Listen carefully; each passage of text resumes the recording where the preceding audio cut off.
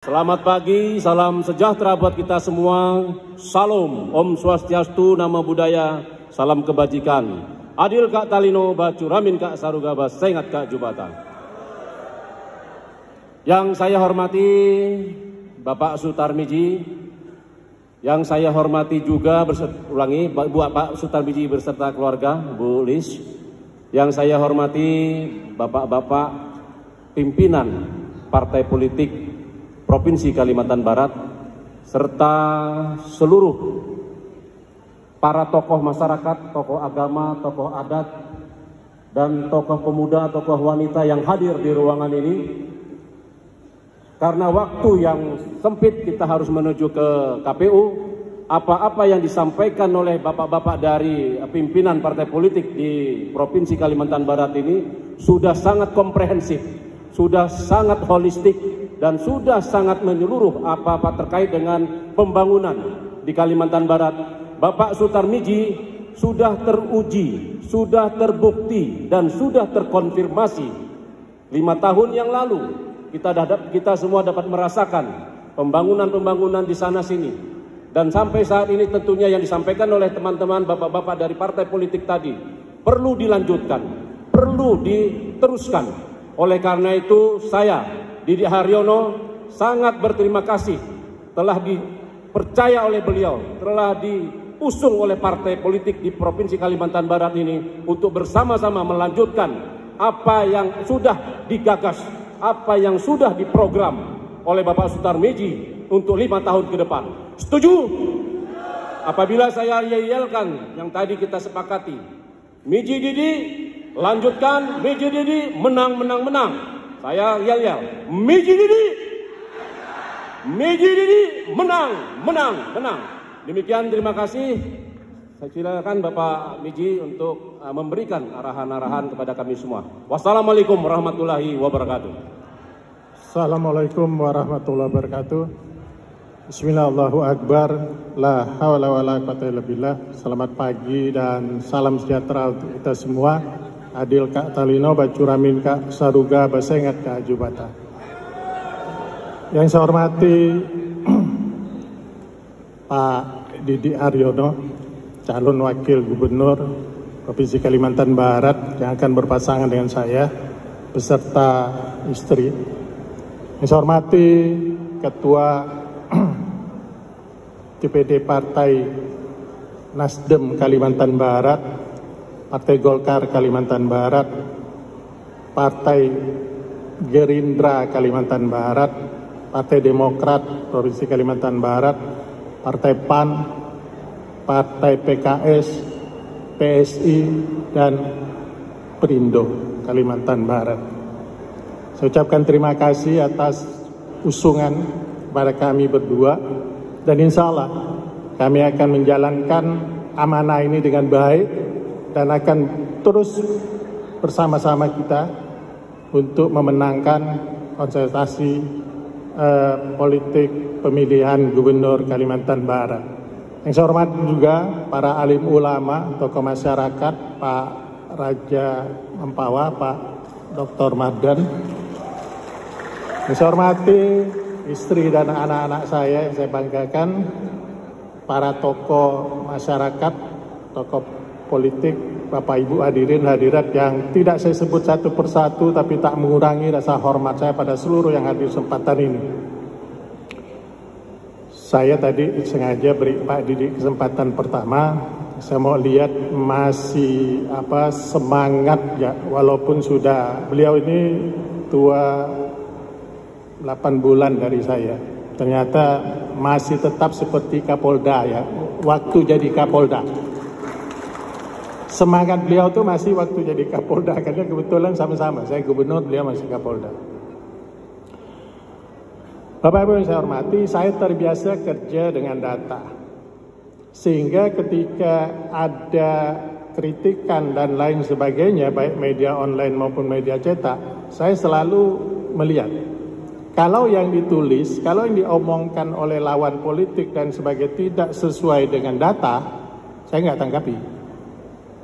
Dan saya cenderung meluruskan. Tapi kalau sesuai data saya akui. Nah, Yang banyak sekali disorot masalah infrastruktur. Jalan provinsi itu jumlahnya panjangnya 1.534 km. Ketika saya menjabat gubernur 2018, kondisi jalan provinsi yang mantap itu hanya 49,98%, nggak sampai 50%. Ketika saya mengakhiri tugas sebagai gubernur, jalan provinsi dalam kondisi mantap itu sudah mencapai 80%. Artinya, sebagaimana disampaikan Pak Ketua DPW Partai Nasdem tadi, ya, dalam masa COVID, di mana anggaran kita banyak dikurangi, dipotong dari pusat, kemudian anggaran itu juga difokuskan untuk penanganan COVID, kita masih bisa membangun jalan menjadi 80%. Kenapa bisa? Karena saya dengan data, saya konsolidasi pendapatan asli daerah. Pendapatan asli daerah Kalimantan Barat itu, silakan Bapak Ibu lihat datanya, hanya 1,8 triliun. Ketika saya mengakhiri tugas sebagai gubernur, pendapatan asli daerah itu menjadi 3,256 triliun. Arif Joni sebagai anggota dewan tahu, hampir 2 kali lipat meningkatnya dalam 5 tahun. Nah, itulah yang kita gunakan untuk membangun. Kemudian tadi sudah disinggung juga Pak Sarif, ya, masalah desa mandiri. 2018 desa mandiri itu cuma 1 desa Sutra di Kayong Utara. Sekarang sudah mencapai 1029 desa sudah menjadi desa mandiri. Ini ya, tidak ada lagi desa sangat tertinggal, tidak ada lagi desa tertinggal. Bahkan Sambas itu yang ada hanya desa mandiri dan desa maju. Sehingga kalau pemerintah daerahnya betul menjaga itu, maka Sambas menjadi daerah yang cepat sekali perubahannya. Nah, kemudian yang kita lakukan juga adalah menggratiskan biaya pendidikan SMA, SMK waktu itu. Saya waktu itu dipertanyakan program ini oleh sama juga ketika orang mempertanyakan program makan siang gratis, ya. Nah, sama juga waktu itu saya ingin menggratiskan biaya pendidikan SMA, SMK negeri, dipertanyakan duitnya dari mana. Saya bilang sama jajaran Pemda Provinsi, kau nggak usah bicara duitnya dari mana, kau jalankan ya program itu, duitnya saya yang cari. Saya bilang dari mana dapatnya. Akhirnya kita bisa menggratiskan 172.000 anak SMA, SMK negeri untuk tidak bayar lagi. Yang bayar di sekolah itu pemerintah daerah. Masing-masing anak setiap bulan membayar 100.000, hanya 100.000. Jadi beasiswanya itu 1,2 juta untuk 172.000 anak. Sekarang 190.000 anak. Memerlukan anggarannya kurang lebih 200 miliar. Itu bukan hal yang besar. Banyak lagi. Bapak Ibu, kita ribut dengan IPM, Indeks Pembangunan Manusia. Kita itu urutan 29-30. Kenapa? Lamanya anak bersekolah di Kalimantan Barat itu hanya 7,6 tahun. Hanya 7,6 tahun. Ya, bagaimana kita mau menyiapkan tenaga kerja yang berkualitas? Akhirnya kita harus bangun sebanyak mungkin sekolah. Saya maunya waktu itu bangun 100 sekolah SMA, SMK. Tapi yang terwujud hanya 64. Bukan duitnya tak ada untuk bangun sekolah, tapi gurunya yang tak ada. Gurunya nggak ada. Bukan kita nggak mau bangun sekolah. Tapi 2024, waktu itu 2023 saya programkan lagi 24 sekolah. Jadi sekarang itu semasa itu sudah dibangun hampir 100 sekolah. Kita harus tambah lagi 75 SMA, SMK, baru seluruh masyarakat Kalbar itu, anak-anak itu bisa tamat SMA minimal. Pontianak aja Bapak Ibu, Pontianak nih, kota. Ya, setiap tahun tuh ada 400-an anak yang tak bisa masuk SMA, SMK, tidak ada tempatnya lagi. Sehingga kita harus bangun. Ya itulah yang dibangun tuh SMA Mujahidin yang dibangun. Bisa lah 10 kelas di situ. 10 kelas itu 360 anak. Selesai Pontianak. Kuburaya 9.800 anak yang tamat SMP setiap tahun. Bangku yang tersedia seluruhnya swasta negeri hanya 6.200. 3.600 anak itu nggak bisa lanjutkan. Nah gimana kita mau bicara tentang lamanya belajar, tetek bengek dan sebagainya. Fokus pada pemerintahan saya bersama Pak Didik ke depan, ya. Kalau tata kelola pemerintahan sudah genah. Tata kelola pemerintah Provinsi Kalimantan Barat itu Bapak Ibu, sekalipun pemerintah provinsi di Jawa itu katanya hebat-hebat, kalah dengan kita. Ini fakta. Kami contoh, pemerintah kita itu blank spot kita itu masih di atas 40%. Kalbar. Pemerintah mencanangkan sistem pemerintah berbasis elektronik. Bapak tahu, DKI itu yang terbaik. Yang nomor 2 itu Kalimantan Barat. Bukan Jawa Barat, bukan Jawa Tengah, bukan Jawa Timur, bukan Jogja, Kalimantan Barat. Nah kalau nggak percaya lihat aja, itu kan penghargaan diberikan oleh kementerian, bukan saya yang berikan. Indeks daya saing daerah, terserah orang lah mau ngomong apa, tapi penilaiannya setelah Yogyakarta itu Kalimantan Barat yang terbaik. KPK menilai 8 ranah pemerintahan, MCP namanya. Ya. Yang terbaik itu Bali, yang kedua itu Jawa Barat atau Semarang, yang ketiga itu Kalimantan Barat. Provinsi Kalimantan Barat, berapa nilai MCP kita? Nilai MCP kita itu 98%. Karena kalau bicara masalah korupsi, potensi terjadi korupsi dan sebagainya, saya selalu ikut KPK. Nah, media online kadang membuat berita yang istilahnya itu ngerampot. Kenapa? Tidak sesuai data. Hanya itu untuk kepentingan-kepentingan politis aja. Faktanya tidak seperti itu. Kita ikuti semua. Kalau tidak berani membuat terobosan-terobosan yang tanda petik itu banyak daerah takut, tidak akan maju kita ini, nggak maju. Kalau tidak ada koordinasi yang baik antara pusat, provinsi, kabupaten, kota sampai desa, nggak maju juga. Majunya pun kayak jalan keong. Saya begitu banyaknya, masih ada 200 lebih, awalnya 400 lebih itu desa yang tidak berlistrik. Saya minta bantu Pak Maman karena beliau Komisi 7, dan alhamdulillah sekarang ini tinggal 160 desa yang belum terlistriki, ya. Kenapa? Karena letaknya yang jauh di tengah laut, pulau kecil itu. Saya selalu koordinasi sama Pak Maman. Nah, kalau tata kelola pemerintahan, saya koordinasi sama Pak Cornelis, ya, Komisi 2, karena bidang dia. Dan kadang sedang rapat, dia telepon saya, Pak Gunur katanya, itu apa yang harus disampaikan. Saya sedang rapat dengan Mendagri. Sama juga dengan Pak Sarif, Pak Boyman. Pak Boyman masalah jalan, waktu itu ada impres jalan.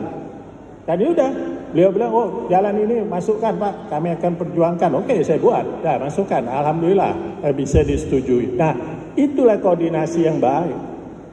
Kalau koordinasi itu bisa kita lakukan terus, maka Kalbar ini cepat maju dan kita bisa bersaing dengan daerah-daerah lain. target saya sebetulnya, hitungan saya itu pendapatan asli daerah kita itu kurang lebih bisa di atas 4 triliun. Kenapa? Kita penghasil CPO terbesar kedua di Indonesia. Tapi yang tercatat di Kalbar itu hanya 800 sampai 1 juta ton. 25%-nya aja tercatat di Kalbar sebagai ekspor dari Kalbar. Sehingga pertumbuhan ekonomi kita ya begitu-gitu aja. Tapi kalau 5 juta lebih CPO itu tercatat ekspornya melalui Kalbar, maka pertumbuhan ekonomi kita itu mungkin bisa di atas 6% sampai 7%. Angka kemiskinan kita jauh di bawah nasional. Pengangguran jauh di bawah nasional. Nah, ke depan yang akan saya lakukan, saya akan membangun sebanyak mungkin sekolah. Sedikit anak yang tidak bisa melanjutkan sekolah. Kalau perlu seluruh anak bisa melanjutkan sekolah. Dan kita akan memperbesar beasiswa, memperbanyak beasiswa untuk anak-anak yang punya talenta khusus dan cerdas untuk melanjutkan pendidikan di jenjang S1, S2 dan S3. Kalau bidang kesehatan kita sudah tuntas. Bidang kesehatan itu sudah sangat baik. Operasi jantung bisa di Kalbar, kemudian kemoterapi untuk kanker stadium 4 sudah bisa di Kalbar dengan teknologi kedokteran nuklirnya dan lain sebagainya. Sudah semua Sudarso itu. Nah, sehingga kepercayaan pada Rumah Sakit Sudarso itu sangat baik. Awalnya orang yang berobat ke Sudarso itu ya kepercayaan rendah. Sekarang itu kita ikut dari retribusi yang diperoleh. Retribusi ini bukan berarti kita ingin mendapat pendapatan asli daerah dari orang sakit, bukan. Ya, itu untuk mengukur kepercayaan orang untuk berobat ke situ. Yang bayar bukan masyarakat. Hampir 90% Sudarso itu yang bayar adalah BPJS. Tahun 2018 hanya 82 miliar pendapatan Sudarso itu, sehingga dia tidak bisa operasional, mengganti alat dan sebagainya. Sekarang Bapak Ibu, Sudarso itu pendapatannya bisa sampai 340 sampai 355 miliar dari 82 miliar. Nah, ini satu perkembangan sangat bagus, artinya kepercayaan masyarakat untuk berobat Sudarso itu sudah bagus. Saya yakin kita bisa. Kalau daerah lain bisa, kita bisa. Dan saya kalau terpilih saya akan sangat berkoordinasi dengan Pak Maman, Pak Sadewa Abdullah, Pak Yuliansa, ya, dan anggota-anggota DPR RI lainnya dan DPRD kabupaten kota provinsi untuk membuat program-program yang sinergi antara pusat dengan daerah. Kemudian saya ingin menjawab, kenapa kok saya pilih Pak Didi? Nah, ini kan simpang siur di luar ini. Katanya saya meninggalkan si A lah, saya meninggal si B. Enggak. Saya ingin sampaikan, ya, supaya terbuka semua. Tidak ada dusta di antara kita, tak ada kebohongan dan tak ada fitnah dan tidak ada bully-membuli dan enggak ada. Sampai tanggal 10 Agustus, ya 10 Agustus ya, seluruh SK partai, seluruh B1 partai, kecuali waktu itu Gerindra ya Pak ya, masih nama saya sendiri kan, itu seluruhnya saya bersama Pak Haji Rianorsa. Ya. Nasdem yang paling dulu saya memberikan saya, kemudian PKS, kemudian Pak Maman, itu waktu itu Pak Erlangga langsung mengumumkan, ya. Kemudian Demokrat, semuanya. Tapi beliau mengatakan dia tetap mau jadi gubernur. Ya, mau jadi gubernur, saya ajak ketemu. Beliau sibuk. Ya, PA-nya masih ada. Bicara untuk kepastian. Nah, karena tidak ada kepastian, sedangkan mengurus ngurus B1, KWK, ngurus SK itu tak gampang. Ketua-ketua partai itu kebanyakan adalah menteri. Sibuknya sana sini. kan gitu.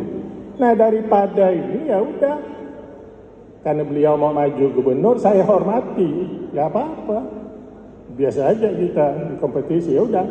Saya timbang, saya konsultasi dengan Pak Maman, dengan Pak Sarip, ya dengan yang lain, dengan Pak Yuli, dengan semuanya saya ajak konsultasi.